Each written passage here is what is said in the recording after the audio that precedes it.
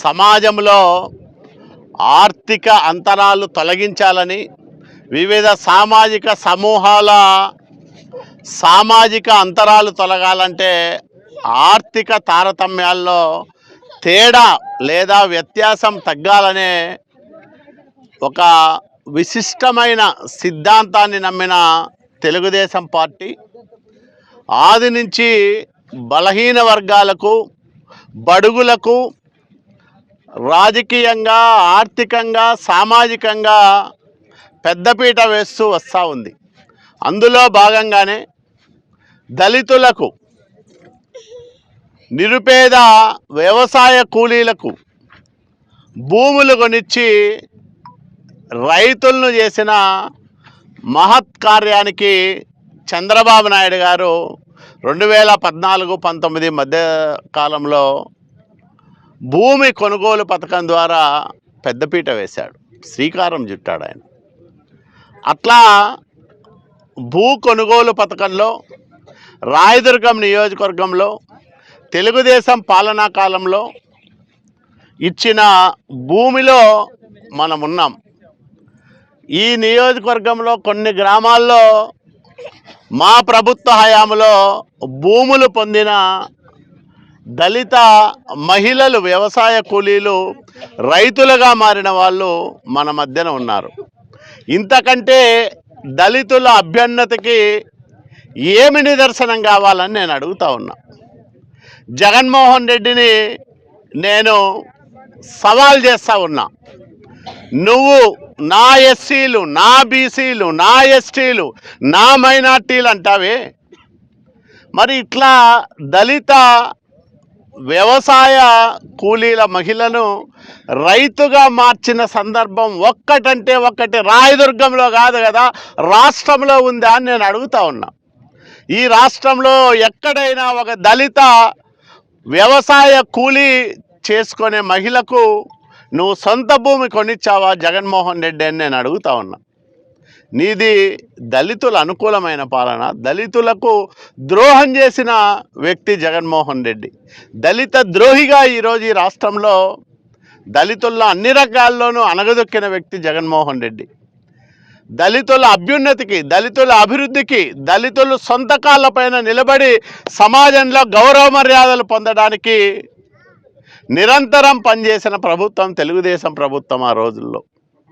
కాబట్టే అట్లా రాయదుర్గం ఒక్క నియోజకవర్గంలోనే 5 సంవత్సరాల కాలంలో 85 మంది పేద దళిత కుటుంబాలకు సంబంధించిన మహిళలకు 6,64,00,000 రూపాయలు ఖర్చు పెట్టి 241.50 ఎకరాల భూమిని కొనిచ్చి రైతుల ద్వారా వాళ్ళను మేము రైతులుగా మార్చాం. అంటే వ్యవసాయ కూలీ పనులు చేసుకునే దళిత మహిళలను రైతులుగా మార్చి వాళ్లకు భూమి కొనుగోలు చేయించి ఇవ్వడం జరిగింది.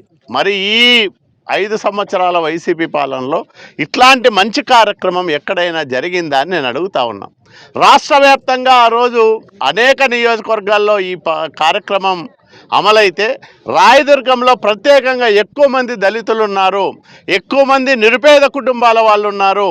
వాళ్ళను ఎంతో కొంత ఆదుకోవాలి. ఎక్కడో చోట ఈ స్వార్జితం అంటే సొంతంగా కొనుక్కోలేని పరిస్థితుల్లో పిత్రార్జితం వల్ల సంక్రమించిన ఆస్తులు లేని కుటుంబాలకు మేము భూములు కొనిచ్చి వాళ్ళ కాళ్ళ మీద వాళ్ళు నిలబడేలాగా, సమాజంలో గౌరవంగా బతికేలా, మాకు కూడా భూమి ఉంది, మేము ఆ భూమికి హక్కుదారు, సొంతదారు అని చెప్పుకునే విధంగా, గర్వపడే విధంగా మేము ఆ రోజు ఈ భూ కొనుగోలు పథకాన్ని అమలు చేశాం.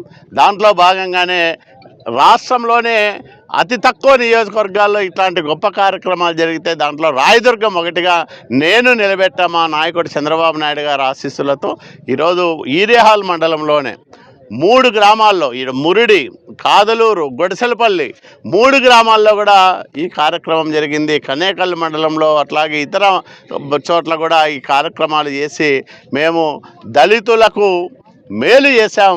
దళితుల ఆర్థిక స్వావలంబన దిశగా ఒక అడుగు ముందుకేసాం. నువ్వేమేసావు జగన్మోహన్ రెడ్డి? మరి మెట్టు గోవింద్ రెడ్డి కూడా ఈ రాయదుర్గం నియోజకవర్గంలో అనేక సంవత్సరాలు ప్రజాప్రతినిధిగా ఉన్నాడు. ఎప్పుడైనా ఎక్కడైనా ఇట్లాంటి పనులు చేసిందే దానికి కనీస ఆలోచన చేశాడని నేను అడుగుతా ఉన్నా. ఇట్లా వాళ్లకు ఓటేస్తే దళితులకు తీరని ద్రోహం జరుగుతుంది. కాబట్టి దళితులకు మేలు జరగాలంటే మళ్ళా చంద్రబాబు నాయుడు గారి పరిపాలన రావాలా, రాయదుర్గంలో దళితులు బాగుపడాలంటే కాలవ శ్రీనివాసులు మళ్ళీ 50,000 మెజార్టీతో గెలవాలా. దీనికోసం దళితులందరూ కూడా మనస్ఫూర్తిగా నన్ను ఆశీర్వదించి సైకిల్ గుర్తుపైన ఓట్లు వేయాలని వాళ్లకు పేరున నేను విజ్ఞప్తి చేస్తా ఉన్నా. ఇదే ఈరోజు నా సెల్ఫీ ఛాలెంజ్.